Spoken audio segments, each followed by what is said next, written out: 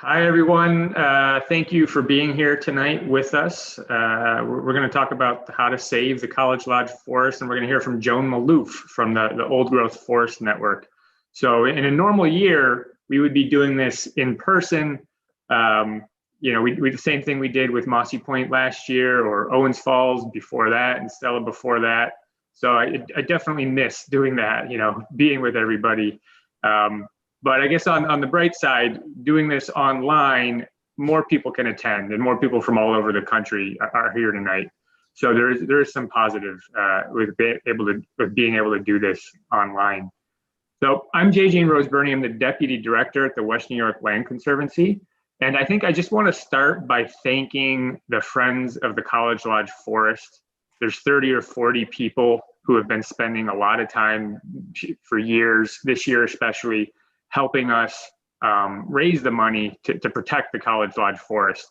And their work at the College Lodge Forest goes back way before this, researching it, studying it, building bridges there. So thank you everyone who's on the Friends of the College Lodge Forest. So right now you can see three people on screen. It's me, it's Kara Frasina. So she's our development and communications manager, and she's running the show tonight, all of the technology, making sure it works. And I bring that up just in case if something goes wrong, it wasn't my fault. Yeah. I was just joking. And then Joan Malouf, who is our guest speaker. So Joan is the director of the Old Growth Forest Network and is also a professor emeritus at Salisbury University in Maryland. Joan founded the Old Growth Forest Network to preserve, protect, and promote the country's few remaining stands of old growth forest. She's the author of Teaching the Trees, Among the Ancients, Nature's Temples, and most recently, The Living Forest. So I'm incredibly grateful to have you here tonight, Joan. Thank you for being here. And it's a very, perfect. You're perfect for this because College Lodge has a big grove of old growth, and that's what we're trying to protect. So just to give everyone an overview of what this will look like over the next hour, I'm going to start just by talking about the College Lodge Forest and why it's important. I'm going to turn it over to Joan after that. And then I'm going to come back at the end and say thanks to everyone and close. So now I'm going to open up my PowerPoint, and this is the first test of the technology. Let's see if I can get that to work. So we're doing this by Zoom, and if something goes wrong most of the time, but let's see. So far, how's it look? Okay, so it's working. So I guess I should also mention, we because this is on YouTube, it's not really easy for us to do a Q&A, question and answer. So what you have here on the screen is my email. If you have questions, send an email to me, jgene.rose@wnylc.org, or send an email to Joan at oldgrowthforest.net. And so I want to give a little bit of an overview of the West New York Land Conservancy. We are a not-for-profit land trust. We work throughout Western New York. We've been around since 1991. We protect, our most important places, the most important natural areas left in the region.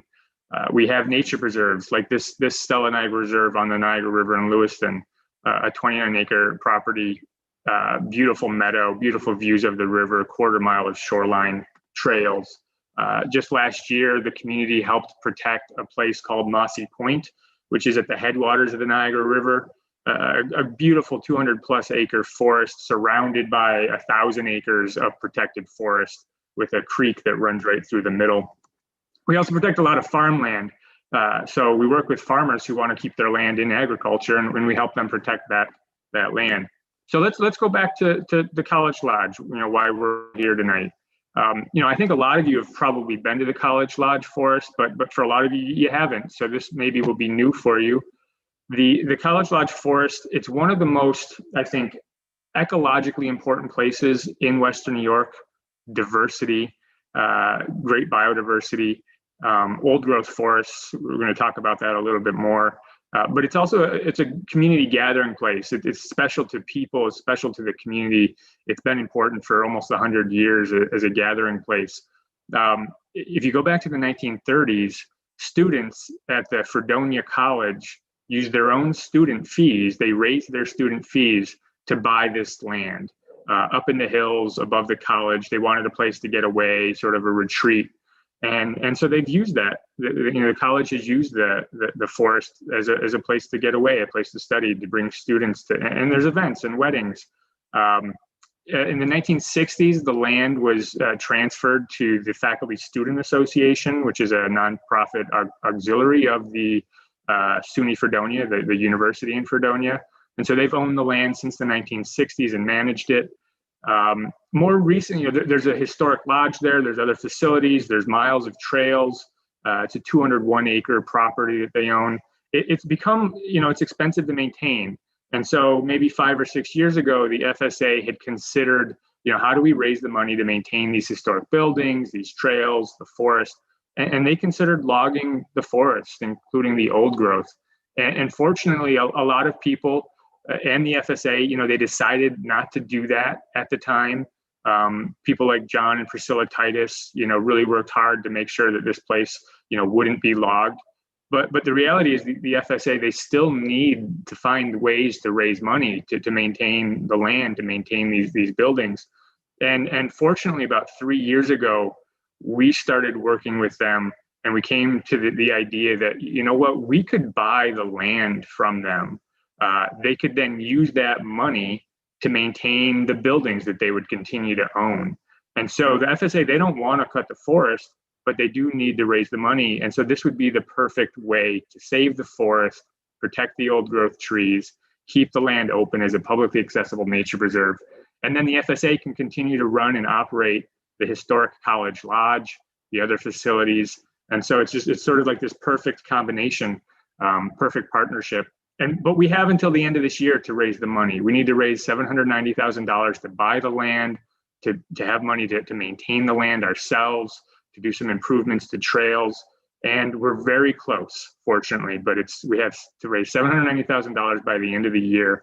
We're about $89,000 short. And so hopefully everyone out there, everyone who's listening, you can help tonight and spread the word so that we can hit that fundraising goal, buy the property, own and manage the nature preserve, and keep it open for the public in perpetuity. So this is a map, just to give you all a sense of where this is. So that red dot in the top right corner, that red star, that's the College Lodge Forest. It's near Fredonia. It's near Lake Erie. It's south of the city of Buffalo. The property that you see on the map, that's the entire 201-acre property. The cutout in the middle, in that sort of bluish teal, that's what the FSA would continue to own. But we would buy everything around it. We would buy all of the old growth. We'd buy all of the nature trails. We'd buy the nature preserve and keep the nature preserves open to the public. And here's another way of looking at another map that shows a lot of the trails.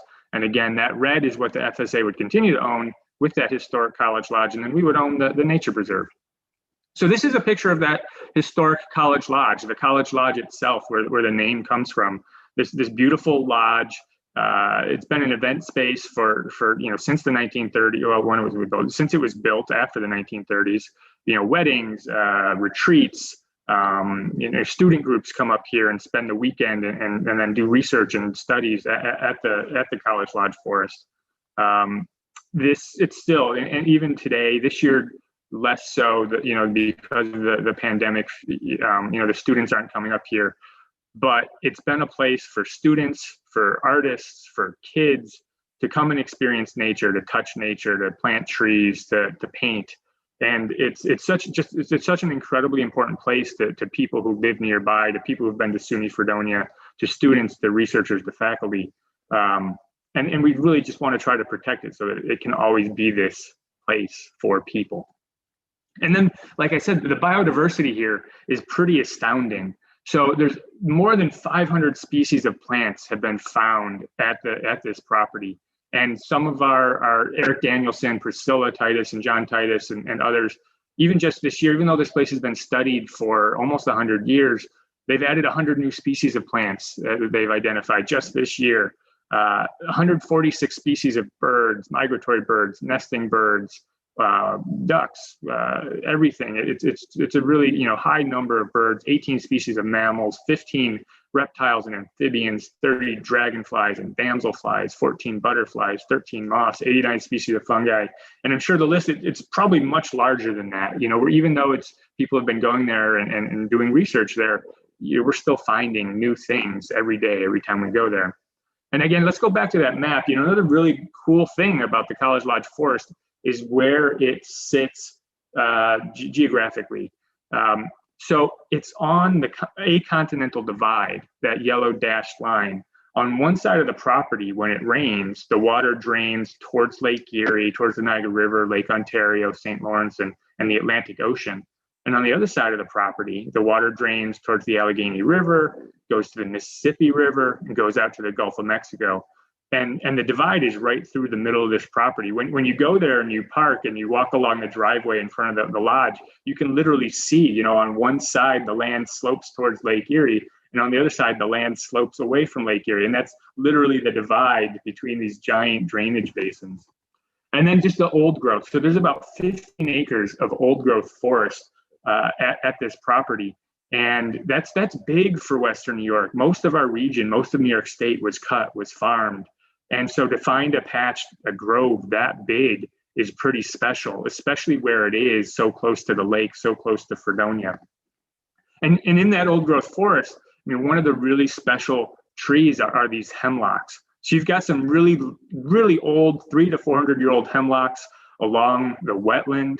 And then you've got these massive towering hemlocks going up a hill. These hemlocks could, there are 400-year-old hemlocks. Some of them are 200-300 years old, but they're just giant trees. When you sit underneath, it's like being this cathedral, just towering canopies, massive trunks.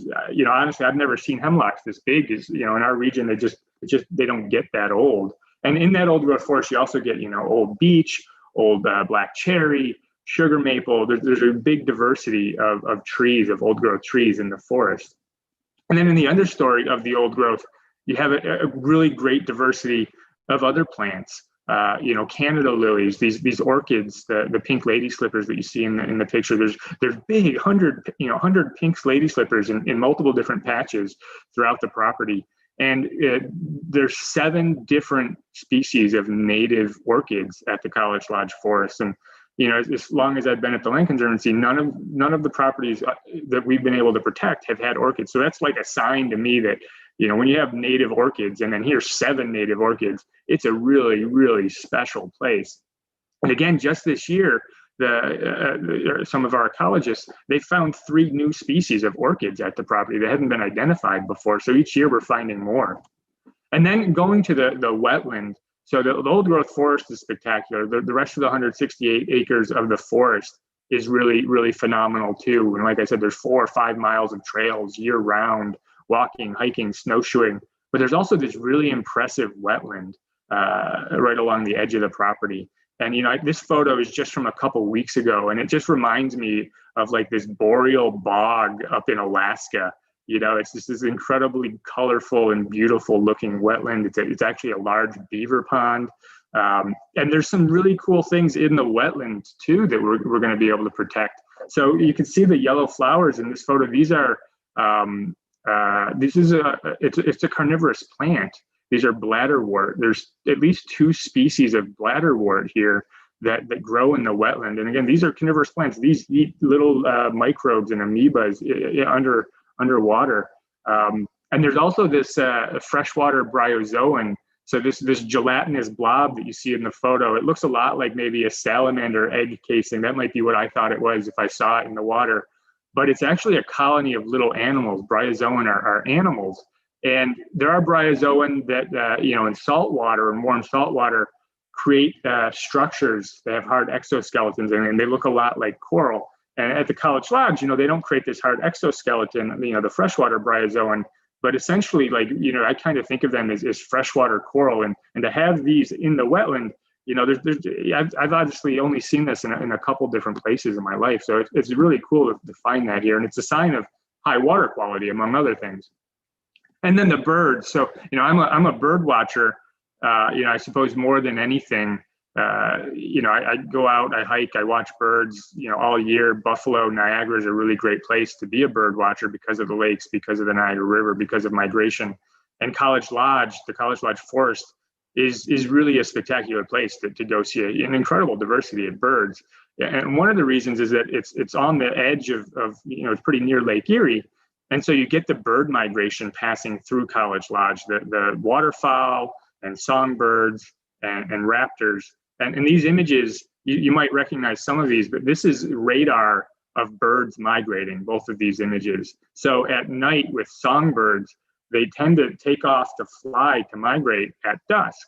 And so what you see on radar during the spring or the fall, when these birds are migrating, millions of them at a time, is as soon as the sun sets, you get these blooms on radar of birds taking off. And it's really cool to see. Each one of these dots on the left is a Doppler radar station capturing the basically a bloom of birds taking off to migrate at night. And they pass right through the College Lodge forest. And then College Lodge, you also get this really cool diversity of birds because it sort of sits, maybe in the middle of, at the top of the Appalachians and very near Canada and boreal forests. And so you get these birds that nest up in boreal forests in Canada and birds that nest down in Louisiana, Acadian flycatchers from Louisiana and northern water thrush that typically nest in boreal bogs, and Louisiana water thrush that typically nest in, the Appalachians and the South. And because you have the wetland, you have wood ducks nesting in the cavities of dead trees, pileated woodpeckers in the old growth forest, these really large woodpeckers, this Canada warbler, which is just a gorgeous bird. It's a little warbler, spends its winters in South America, and it spends most of its nest mostly along the edges of spruce bogs. And it's amazing, but you can find Canada warblers nesting at the College Lodge Forest, one of the few places in Western New York that you could see a Canada warbler in the middle of the summer. So, get out there already. If you haven't already, it's definitely worth going just to see the birds, but the trees, the old growth, the orchids throughout the growing season. It's pretty phenomenal. So this is a special place, and I'm grateful that you're all here, and a lot of people are trying to protect it, and I think we're going to be successful. And I hope we will be. So let me now turn it over to Joan and let her talk about the Old Growth Forest Network. Thank you, Eugene. I'm going to go ahead and share my screen now. Oh. Can't do it while you. Okay, here we go. All right.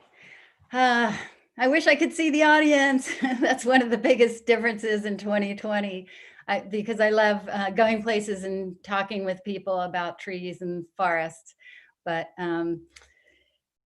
none of you had to drive tonight, and that's good. And what I'm going to do tonight is talk a little bit about my background. I'm going to talk a little bit about the Old Growth Forest Network, some about my book, Nature's Temples, and then we'll be wrapping up in no time. So I was a university professor and ecologist, always interested in plants, but then I watched these native forests around me in Maryland, that's where I am now, being clear cut, and often converted to pine plantation. And I would think about the animals that lived there. And I would say to the loggers when I go out there, well, what about the box turtles? And what about the cavity dwelling birds that are in the snags? Or what about the nesting birds that are there? What's going to happen to them? And the attitude was always, oh, they'll be fine. They'll move somewhere else. Oops. And even the plants, like the beech drops that depended on the beech trees, when all these trees were taken out, there was no habitat for the animals. And the fact is, we are losing biodiversity on this planet. We're in a biodiversity crisis. And partly it's because of our actions in the forest. 80% of the terrestrial species depend on a forested ecosystem. So as we cut these older forests and convert them to younger forests, that's one of the reasons we're losing biodiversity. And I shifted from my academic work to becoming more of an author, just to get the stories across to people, how it's all intertwined in the forest. that just as you can't have the beach drop plants without beach trees, and you can't have the cavity nesting birds without the trees that have the cavities in them, it's all of one piece. And in this book, I had a chapter about old growth forests. And by far, that's what people were most interested in. And I realized that I needed to help people experience these places. There was no place at that time that a person could go and find out, oh, where are the old growth forests left in my state? In fact, we didn't know until 1992, just even a general idea of where the old growth was left in the East. But that survey done in 1992 by Mary Bird Davis showed us that all of the Eastern states have at least a tiny bit of old growth in them. And so I visited one of those old growth forests in each of those Eastern states and wrote about what it was like and gave directions for how to get there. And in that book, I talk about what happened to the original American forests, right? These graphs were done in 1925 by the first head of the US Forest Service, Greeley. Back in those days, they called these forests virgin forests. Now we call them old growth forests or primary forests or ancient forests. But the idea is we're talking about forests that have never been cut. So in the US here in 1620, our forests had not been used yet as a commodity. You know, certainly there were some clearings by the native people, but at least half of the forest was still old growth. But if the white area is where trees don't grow in our country, and that would be in deserts or in prairies. But by 1850, we were not only exporting timber as fast as we could to the other countries where they'd already cut all of their older forests, but we were using it for the great American economic boom, you know, building everything from railroad tracks to sailing ships. And even just clearing the forest for fields and burning them, as Henry David Thoreau documents. And by 1920, we had just a small amount of old growth forest left. But since that time, the forests have continued to decline every decade through the 30s and the 40s and the 50s and the 60s. And some people watching this today might even know of an old growth forest that had fallen in their lifetime. So by today, we have 1% left in the East and 5% left in the West. And I think we have more left in the West because the conservation movement, by the time they realized what had happened, got active out West. And you may have seen these pictures just of what that logging boom was like. This is 1926. This is the 1800s, all the white pines, and a lot of the white pines came out of New York. And then, of course, the redwoods and the sequoias. Anybody that's been to visit the redwood forests are usually amazed that that's only 5% of them are left. 95% of the great redwood forests have been cut down. And if you look at New York's forests overall, so to the left is 1600, and let's say it was 90% covered in forest. And then with that cutting, I'm talking about just drastically reducing the forest cover. And then at 1875, a lot of those, and a lot of it was industrial logging too. A lot of those fields were abandoned and the forests started to grow back and recover. So there was recovery, and people will say sometimes, oh, there's more forest now than we used to have. Well, yes, there's more forest than we had 100 years ago, but there's not more forest than we had 400 years ago.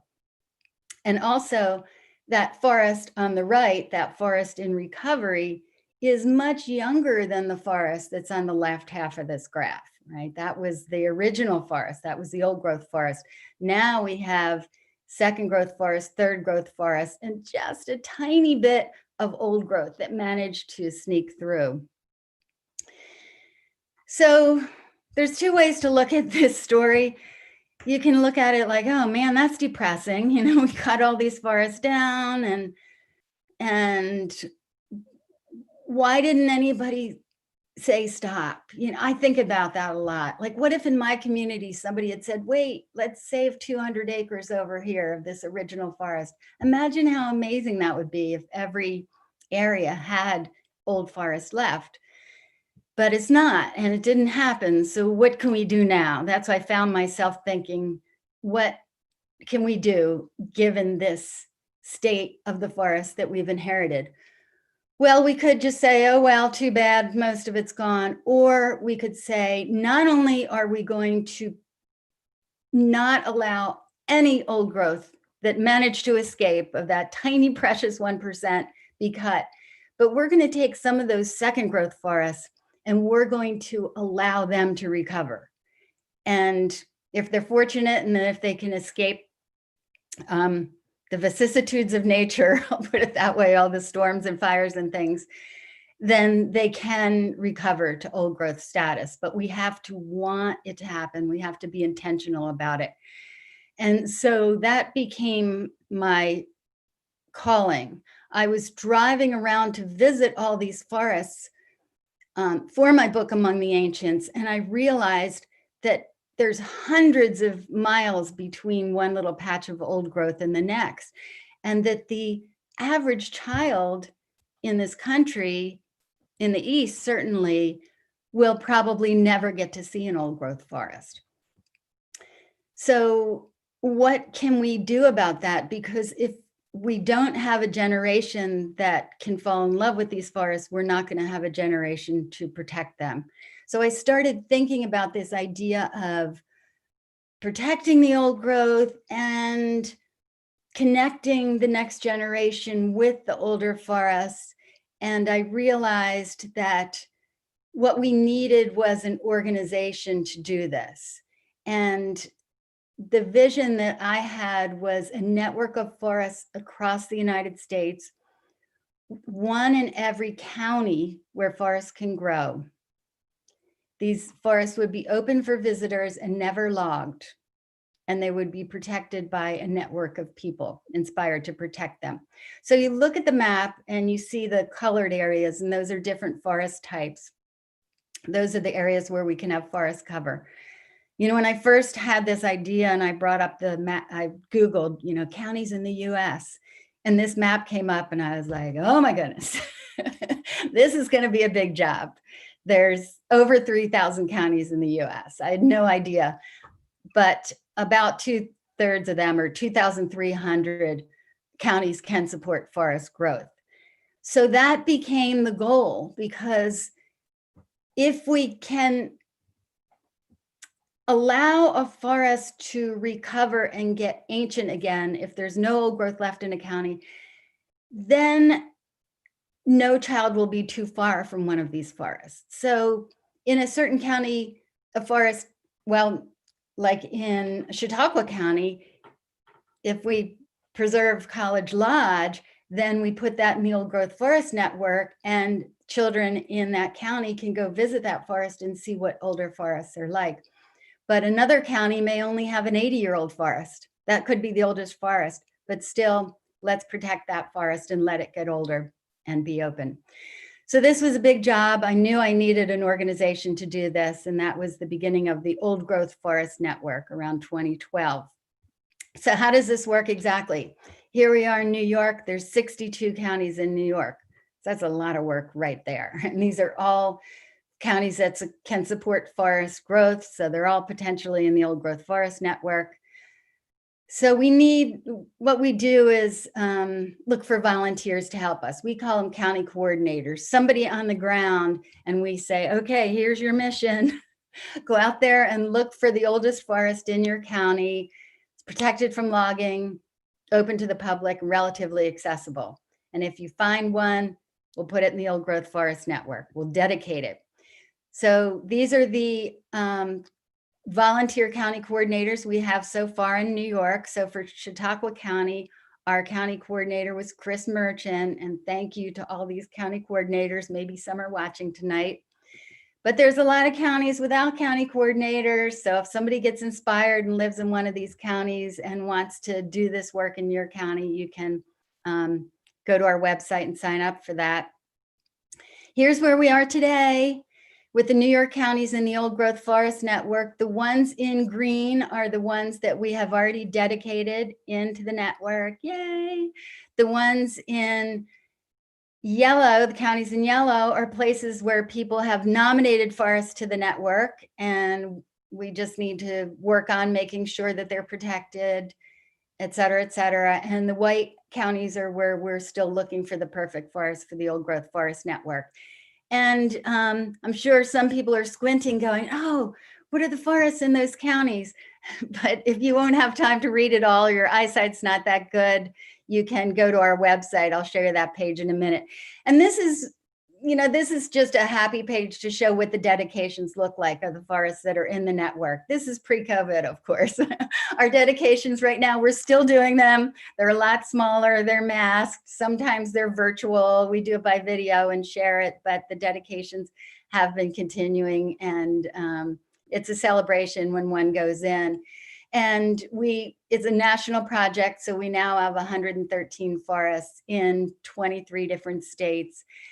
And our website, oldgrowthforest.net, has exact directions to all of those forests and describe what they're like. So anybody can go to that little forest link and look up dedicated forests and see where all those 113 forests are. And now for College Lodge. So I asked Chris Merchant, our county coordinator, all right, Chautauqua County, we need a forest. What's the best, oldest forest there? And he said, College Lodge. So I was invited out to SUNY Fredonia, and I gave a lecture at the university, and then I was escorted out to College Lodge with a large group of students. It was fabulous to see all these young people so interested in the forest and in the forest. And I was very impressed with what I saw in the forest. Like, look at these big trees of so many different species. And on the left, that's a beech tree that really has the structure of an old tree. I saw big old black cherry trees, and just that fun picture of those two trees growing together. Have you seen that one, Tajine? It's like, just the magic and the mystery and the beauty of what happens in these old growth forests. It's not all about the size of the trees. There's an aesthetic appreciation to the forest. And so I was very excited. Yes, great old forest, but is it protected from logging? And the answer was no. And in fact, at that time, we were taken around by the person that was hired to manage the forest, who had been taught, probably in forestry school, that it's good for the health of a forest if you cut out some trees. And I was kind of horrified by this, because I'd seen a lot of old growth forests, and I know what happens when you start getting in there and cutting things. I mean, and I left that forest trying to share with the students how I felt about it, that I felt that no more timber should be taken out of that forest. And I was so happy to hear that in the meantime, so many people have been working on that after I left. And I got to work in my own way by getting so tired of hearing this, that forests must be managed to be healthy. I said, I'm going to write a book about this. And I am going to research any scientific studies that have compared a managed forest to an unmanaged forest. And what I found was that the largest and the oldest trees are found in unmanaged forests. So right there, right? If you're just looking at trees, is it really healthier for the forest to log? No, the biggest and oldest trees are in unmanaged forest. Carbon sequestration is higher in unmanaged forests. And what I mean by an unmanaged forest is one where people aren't cutting and thinning. So this graph, the green dots are forests that's just left alone with high carbon sequestration. The others are different various rotations. And we know also when you timber a forest that a lot of carbon is lost just from the ground. And we're learning so much about this every year. For people that have studied herbaceous plant diversity, they found that the most plant diversity was in the unmanaged forests. And so I'm not surprised to hear you talk about the amazing wildflowers in College Lodge, because that soil has never been ruined in some of those places by the heavy machinery, and also the disruption of the fungi in the ground, which a lot of these plants depend upon. And salamanders, right? Our amphibians are more abundant and more diverse in the unmanaged forest.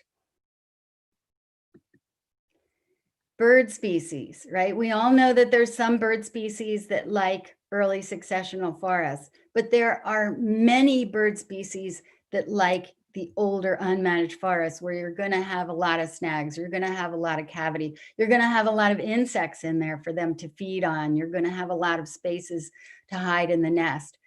So if we disturb those older forests and make them younger by managing them, you know, and keep them in that 0 to 50 or 0 to 80 age span, we're going to lose a lot of bird species, and that's what's happening there. And then there are the tiny little things, you know, the little creepy crawlies, these things like the curved-line looper and this ground beetle that doesn't even have a common name, and this snail that's the size of a grain of rice. These are only found in forests that have never been cut. So if you cut a forest, we hardly even know what we're losing, but we know that at least in this case, we're losing these three things. And these little, so I've never even heard of these calicoid lichens before. They're tiny. You need to use a loop and find these things. And, you know, even the specialists in these don't look for them in the field. They're collecting little pieces of bark, and they're collecting little pieces of fungi, and they're collecting things. And then they bring them back to the lab and they put them in under the microscope. But you could take one of these collections and set somebody down that knew what they were doing with a microscope and say, how old is this forest? And they could tell you just by the number of these lichen species there. You're going to have over 20 species in an old growth forest. In a young forest, you're only going to have a few species. These are things we don't even see, but the scientists have illuminated this for us.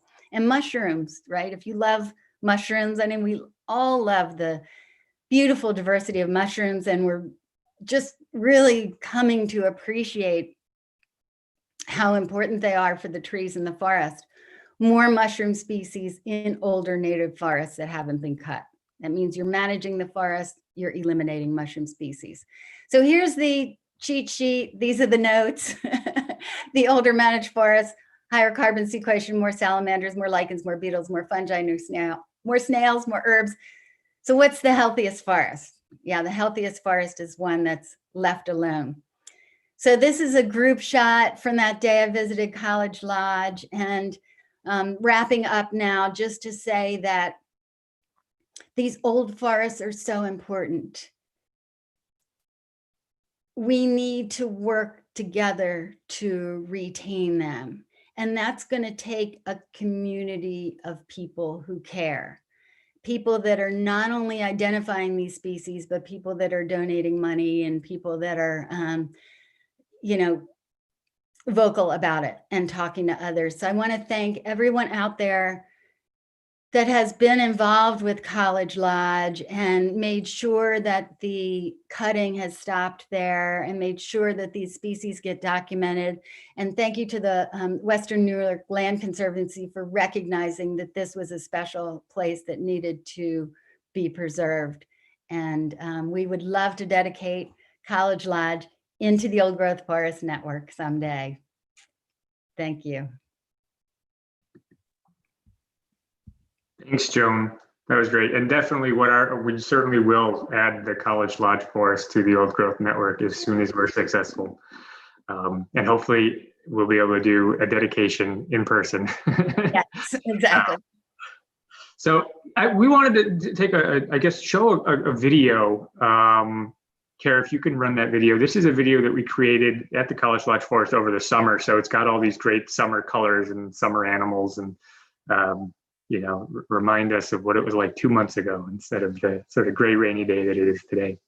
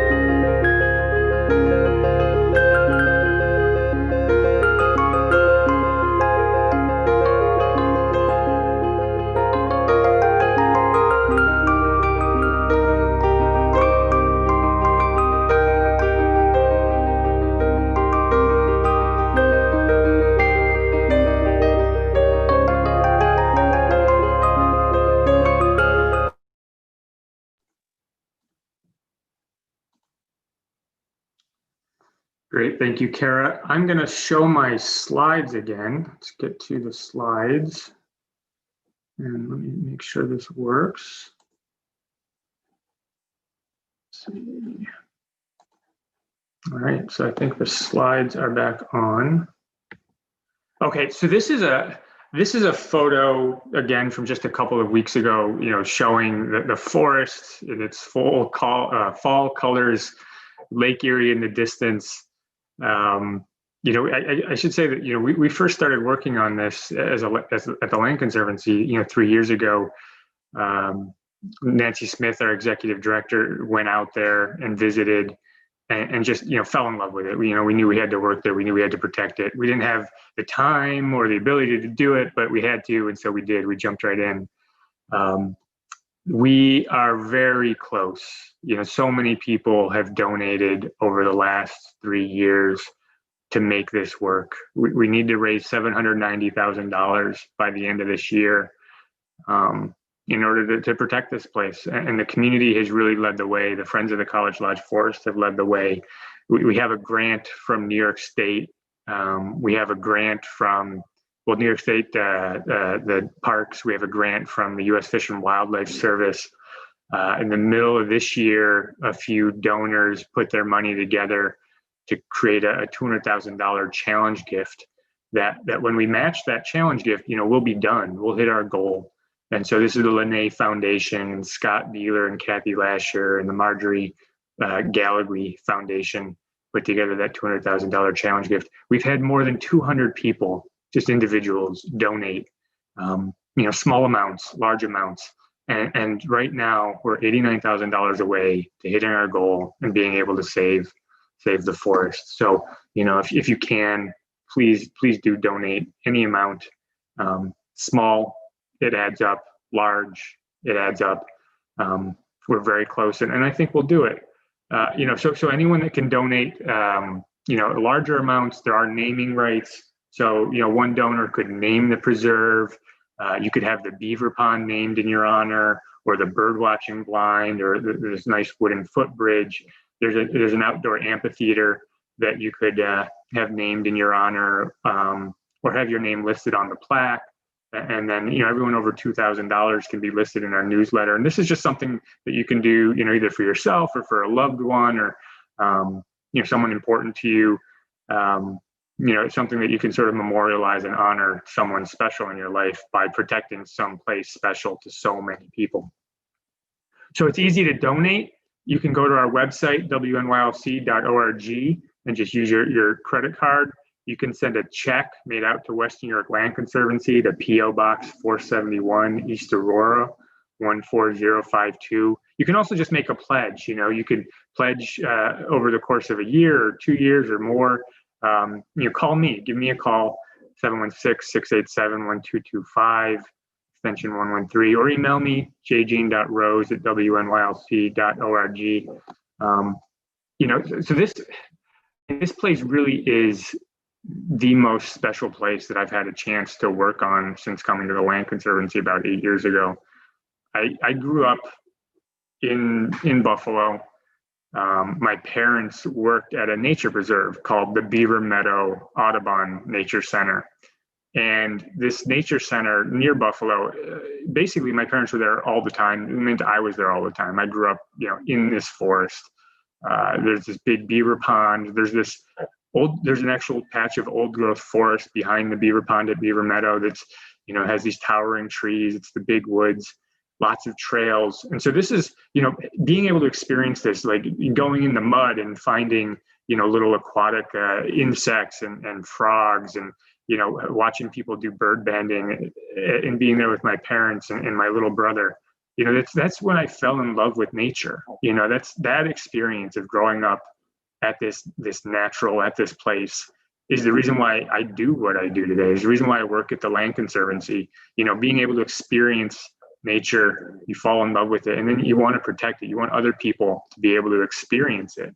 And the College Lodge Forest is a place where thousands of people for generations have been able to come and just experience an old growth forest, a tall tree, an orchid, listen to these incredible bird songs, the hermit thrush and the wood thrush. And this year has just been a difficult year, for all of us. The pandemic has made everything different. And what we found, and what's true, is that so many more people are going to the College Lodge Forest this year, bringing their families when nothing else is open, someplace where they can be socially distance themselves, but get outside. And they fall in love with this place. And then when they fall in love with this place, they want to protect it. When they want to protect it, they want to protect other places like it. And so that's what we can do. We can save the College Lodge Forest, and we can make it a place where people, kids, can go forever and experience nature. And, we need your help. We're not there yet. I think we'll do it. I'm very optimistic. I think we'll reach our fundraising goal. I think the community will save this place. But, we do need you. We do need you, right now. And I hope you can help. And thank you. And thank you, Kara. And thank you, Joan, for being here tonight. And thank you, everyone out there, for watching and helping. So